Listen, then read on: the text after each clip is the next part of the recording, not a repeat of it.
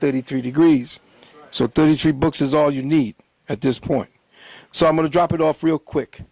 One book, Psychopathic Racial Personality by Bobby Wright. African Personality in America by Kobe Cambone. Chains and Images of Psychological Slavery by Naeem Akbar.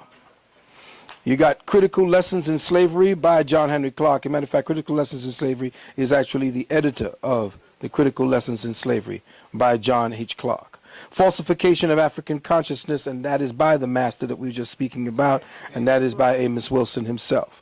Let the Circle Be Unbroken by Marimba Ani. Now, Marimba Ani is the one who wrote about the Dogon, and she wrote the book called Let the Circle Be Unbroken, but she also wrote another book called, give me the name, Urugu. Okay. Get the book Urugu. That excellent book, breaking down the psyche of the white man. Another book is To Be a Slave, and I believe that's by Julius Lester. All right. Some of them I can remember the authors. I just had to remember when I'm putting them down. This is a new book. This is pretty much a book that is a lot more contemporary about what's happening in Africa. It's called Silent Terror. And if you brothers and sisters out there want to put some books up that you all want to sell, that you all want to get out there, and you want to push to the brothers and sisters to have this book called Silent Terror, A Journey into Contemporary African Slavery by a man named Samuel Cotton. Get that book.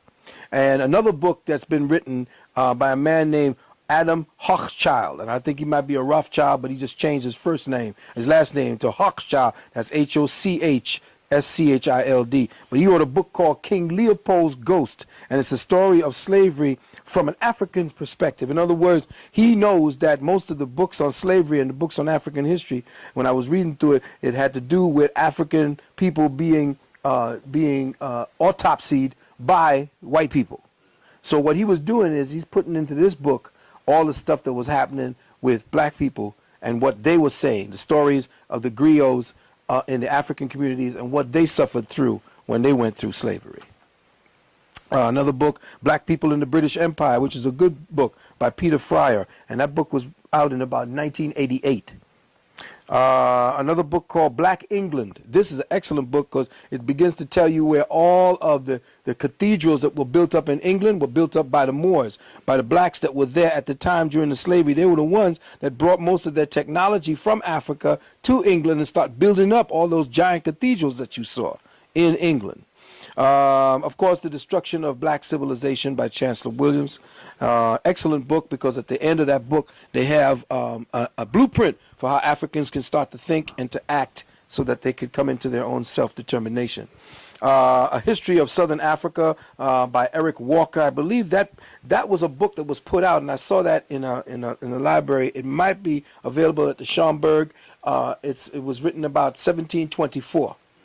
And it's got a lot of information having to do with how the Boers came through from Germany and what they brought with them, and how England also was part of that whole, when they got together with Germany, because at the time Germany and England were linked because the two hierarchy of Germany and England were linked because the British Empire is actually German. They changed their names during World War I. Let me see, what's another book?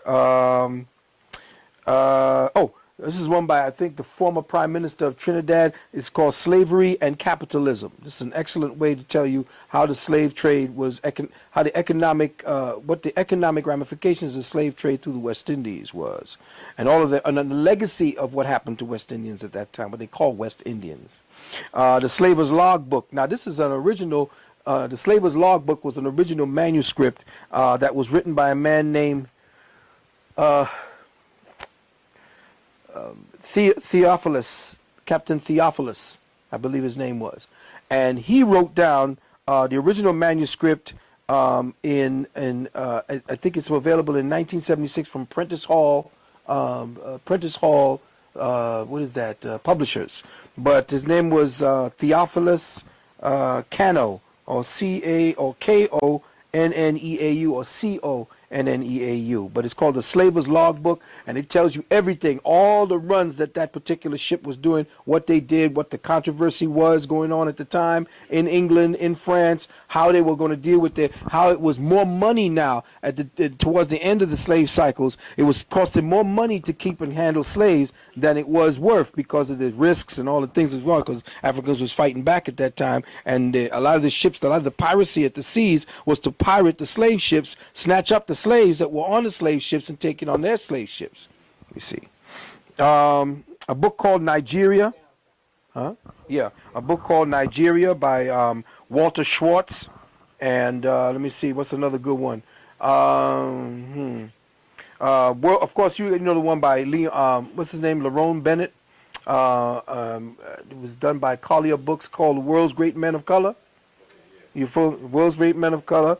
And in The World's Great Men of Color, I believe in The World's Great Men of Color, which was introduced by Dr. John Henry Clark, right?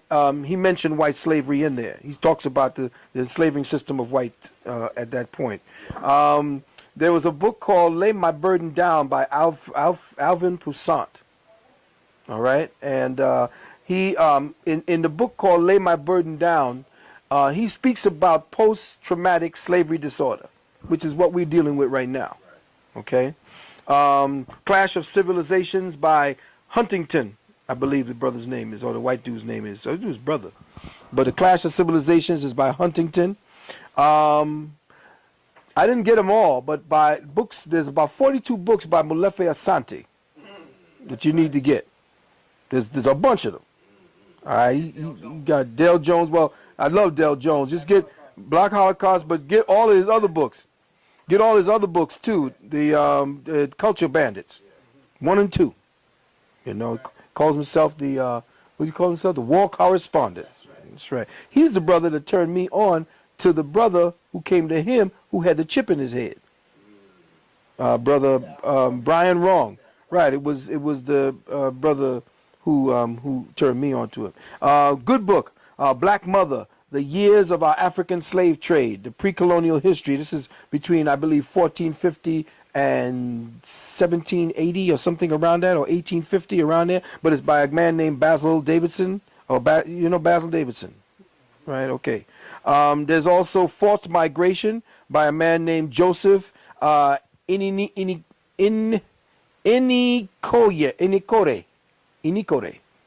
Forced Migration. Okay, now John Henry Clark, of course, you know the African Holocaust, and Christopher Columbus and the African Holocaust by John Henry Clark. How Europe Underdeveloped Africa, of course, by Walter Rodney. Slavery in the Arab World by Murray Gordon. This was written in, I think, 1987. Slavery in the Arab World. That's for all you brothers saying assalamu alaikum to one another. That's right. All right. The African slave trade from the 15th to the 19th century. Now, this is a general history of Africa. You got to go into the Library of Congress. You could get it there. You can go into the UN, and you go into the UN library, or you can go and see if you can get hold on the UNESCO website. And it's called The African Slave Trade from the 15th to the 19th Century. There's also the General History of Africa, and it's all in UNESCO. You look for the Studies and Documents 2. Studies and Documents of number 2, UNESCO 1979. And the best chapter in that UNESCO book was The Slave Trade in the Indian Ocean. The Slave Trade in the Indian Ocean. All right. Next, The Colonization of Africa by Alien Races. This is an old one. This is by Sir Harry Johnson. The Colonization of Africa by Alien Races. Also, East Africa and Its Invaders by Reginald Copeland. Also, A History of East and West and Central Africa to the late 19th century, as well as The Lost Cities of Africa, again by Basil Davidson. In this book, he mentions the establishment of one of the largest slave trading posts, is what I was talking about, around the island of Zanzibar. This was also mentioned, this place called the island of Zanzibar, which was essentially the place where the Arabs and the Portuguese and all the whites and the Arabs met together to barter their slaves and to send it off to different parts of the world. It's mentioned, you can pick up in the history of the Cambridge History of East Africa. The Cambridge History of East Africa, and also the Cambridge History of Africa. Good books called The Maroons. Another book, books that you could get is books called The Maroons.